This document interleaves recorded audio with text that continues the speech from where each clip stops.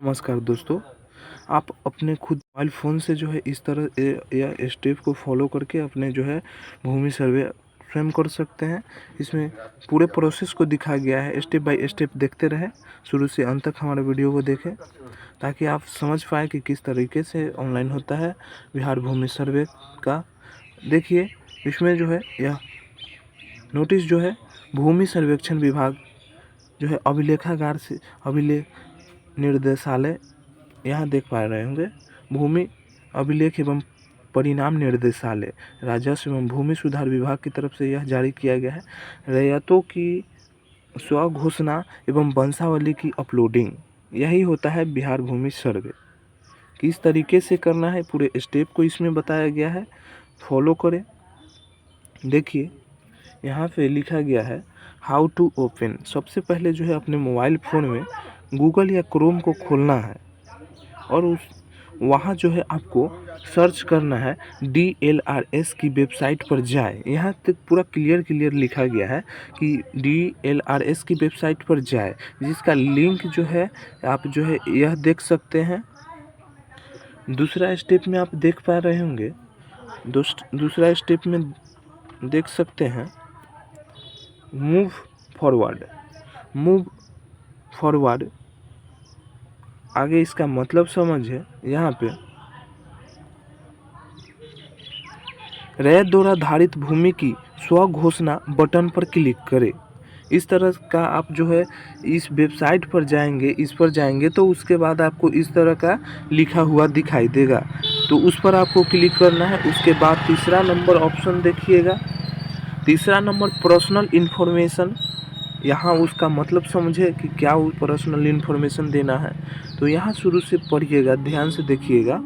रैयत पहले खंड में व्यक्ति का विवरण भरेगा, माने पहला जो आपको खंड देना है उसमें आपका व्यक्तिगत विवरण भरना है, जिसमें आपका जो है अपने नाम से ज़मीन करवाना है तो आप अपना खुद देंगे। फिर मरा हुआ व्यक्ति का इसमें नाम देना नहीं है।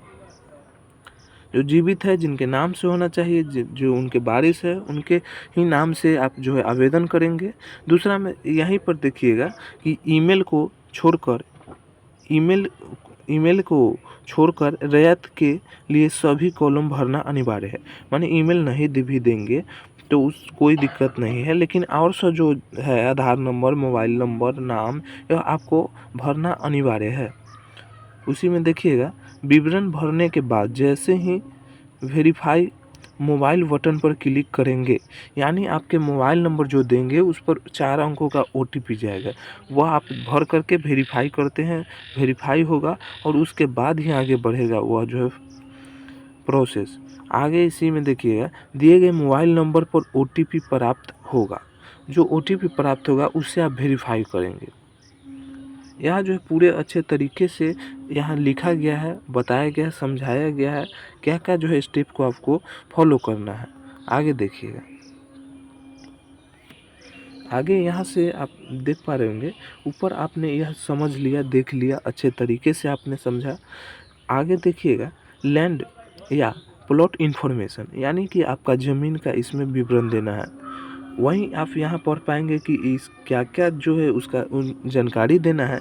तो पहले देखिए जिला को आपको सिलेक्ट करना है और अंचल का चयन करने के बाद रैयत गांव का चयन करेंगे, यानी आपको जिला, उसके बाद आपको अंचल, यानी आपका जिस भी ब्लॉक में पड़ता है वह ज़मीन, उसका चयन करना है।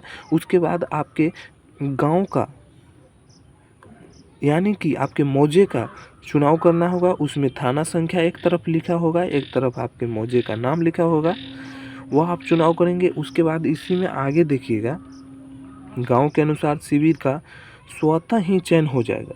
गांव के अनुसार शिविर जो है आपको लिखना नहीं, वो स्वतः चुनाव सिलेक्ट हो जाएगा, क्योंकि आप जो है केवल आपको थाना नंबर मौजा चुनना है, बस। दोनों एक ही कॉलम में आता है।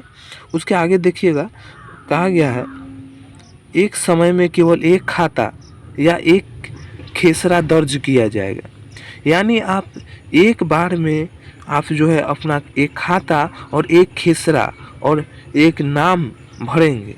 नाम एक दो भी हो सकते हैं, लेकिन खाता खेसरा एक बार में एक ही होना चाहिए। पहली प्रविष्टि के बाद एक से अधिक खाता या खेसरा की प्रविष्टि के लिए ऐड मोर बटन पर क्लिक करें।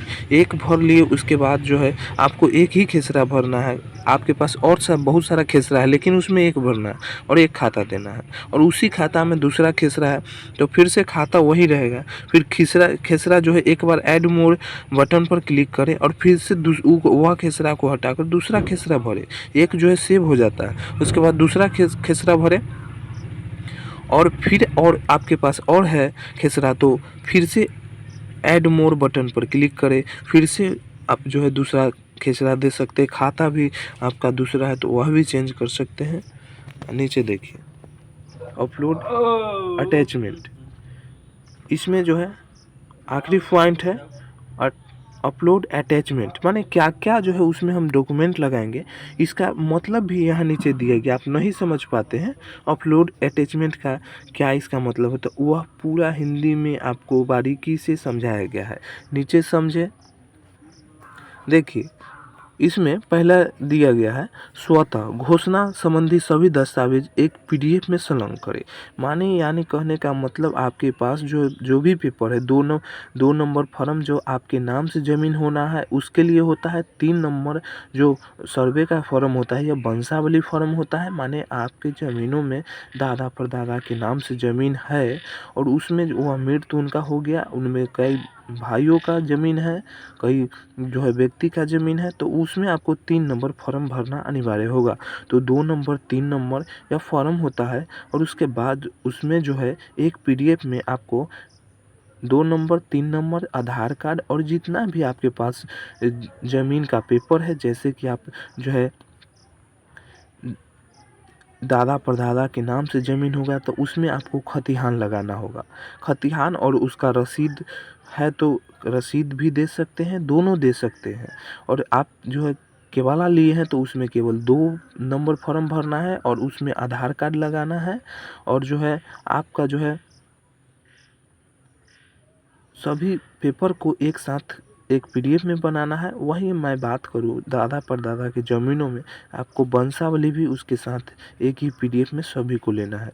यानी आप समझ लीजिए कि जो भी ज़मीन का पेपर है वह 2 नंबर 3 नंबर फॉर्म, आधार कार्ड और जो है वंशावली, यह सभी जो है एक ही पीडीएफ में आप रखेंगे।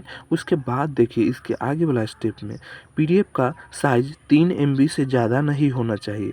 यानी पीडीएफ में 3 एमबी में हम हमेशा देखा हूँ, बहुत सारा व्यक्तियों का अप्लाई किया हूँ, उसमें 20 से 22 पेज 23 पेज, यानी कि आप जो है कम उसका जो है क्वालिटी में रखेंगे तो 25 से 30 पेज तक आ जाएंगे। और थोड़ा सा ज़्यादा उसका जो है क्वालिटी माने पूरा साफ साफ देख पाएंगे। क्वालिटी का मतलब साफ साफ दिखाई दे रहा है, पूरा क्लियर रहेगा। तो उसमें जो है केवल 22 पेज ही आएंगे, 22 से 23 पेज। अगर थोड़ा सा नहीं धुंधला होता है तो वो 28 से 30 पेज उसमें 3 एमबी में आ जाते हैं। तो इतना में आप एक पीडीएफ बना सकते हैं, बन जाता है। इसके लिए मैं अपने चैनल पे कैसे पीडीएफ बनाएं इसका भी मैं वीडियो बनाऊंगा और बनाया हूं, वहां पे आप देख सकते हैं। नीचे इसी में देखिएगा, विवरण डालने के बाद रैयत को मोबाइल पर कंफर्मेशन मैसेज जाएगा। यानी कि आपका जो है वहाँ पे आपको पीडीएफ भर के सेव करना है। उसके बाद आपको रिसीविंग मिलेगा और रिसीविंग को अपने साथ सुरक्षित रखें।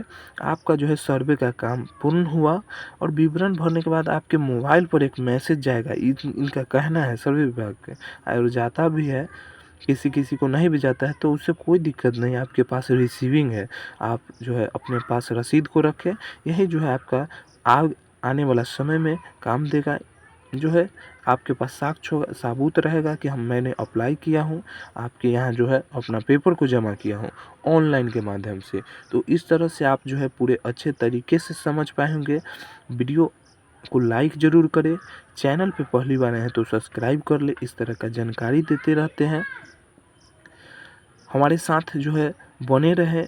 कई तरह के वीडियो मैंने अपने चैनल पे बना करके रख दिया हूँ, वहाँ से आप देख सकते हैं, बारीकी से देख सकते हैं खाता क्या होता है, खेसरा क्या होता है, खतिहान क्या होता है। नहीं आप समझ पाते हैं तो पूरे जीरो लेवल से आप जो है यह इसको समझ पाएंगे। आज के लिए इतना ही, धन्यवाद।